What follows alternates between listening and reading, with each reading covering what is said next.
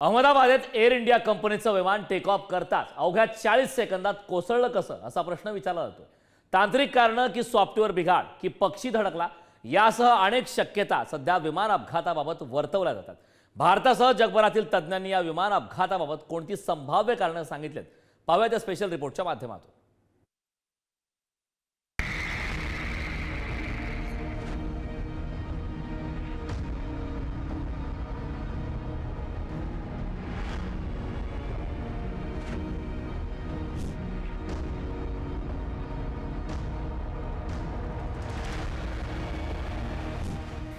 Take off घेताच dream liner विमानाचं रूपांतर death liner मध्ये झालं।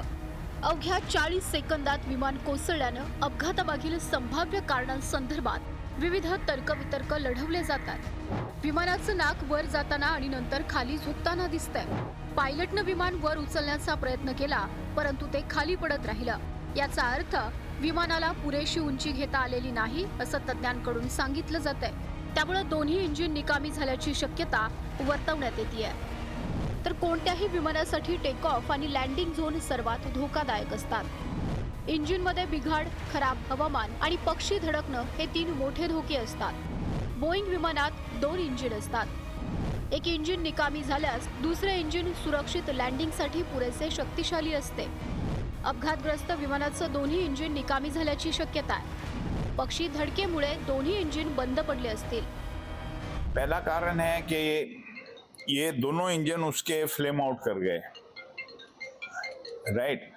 तो दोनों इंजन फ्लेम आउट कैसे होते हैं, मतलब बंद कैसे हो जाते हैं, या तो उसमें बर्डेट हो जाए, पक्षी जो है वो दोनों चले जाए इंजन में, या अगर फ्यूल के अंदर जो कि दिल्ली से जहाज आया है तो क्या होता है कि हायर ऑल्टीट्यूड पे फ्यूल टैंक्स के अंदर कंडेंसेशन होती है। तो जो पानी जो होता है वो ड्रॉपलेट्स की तरह, उसको कोल्ड सोक बोलते हैं, वो पानी इकट्ठा हो जाता है फ्यूल के अंदर।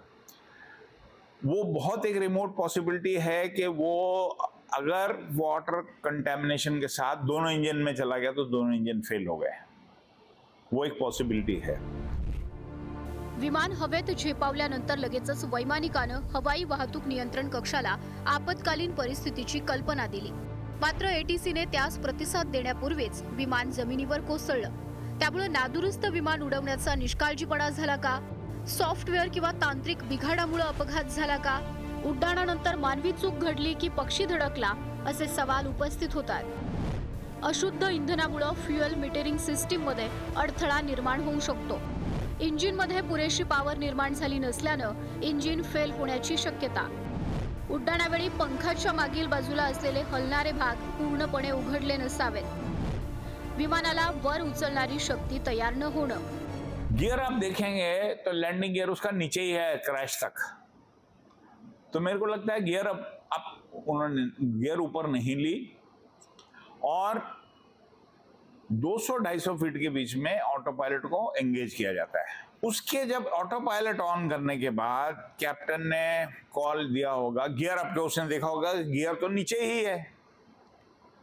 हो सकता है 1% चांस या 5% चांस कि जो को पायलट था उसने गियर की जगह फ्लैप्स ऊपर कर दिए। जैसे वो फ्लैप्स ऊपर करेगा इतनी लो ऑल्टीट्यूड पे जहाज का लिफ्ट का लॉस हो जाएगा, क्योंकि 4 फोर्सेस रहती हैं जहाज पे, वेट, लिफ्ट, थ्रस्ट, ड्रैग। तो ड्रैग तो ज्यादा है क्योंकि गियर अभी तक नीचे है, लिफ्ट लॉस हो गया क्योंकि फ्लैप्स ऊपर ले लिए। तो इम्पैक्ट के टाइम पे जो फ्लैप्स हैं वो नीचे अप दिख रहे हैं, मतलब ऊपर हैं, और गियर नीचे है, और जहाज जो है स्लोली जाके वो बिल्डिंग में हिट किया है। अहमदाबादमधील विमान अपघातामागे पक्षाची धडक की तांत्रिक आणि अन्य काही कारणे आहेत याबाबत तपास सुरू आहे। एखाद्या विमानाचा अपघात कसा झाला याच्या अनेक शक्यता असतात, मात्र सुरुवातीच्या व्हिडिओवरून कोणताही तर्क काढता येणार नाही। त्यामुळे कॉकपिट व्हॉइस रेकॉर्डर आणि फ्लाइट डेटा रेकॉर्डर यावरून जी माहिती उपलब्ध होईल त्यावर अवलंबून राहावं लागेल। अपघाताचं नेमकं कारण पुढे येण्यासाठी किमान 6 महिने तरी प्रतीक्षा करावी लागणार आहे। ब्युरो रिपोर्ट, पुढारी न्यूज।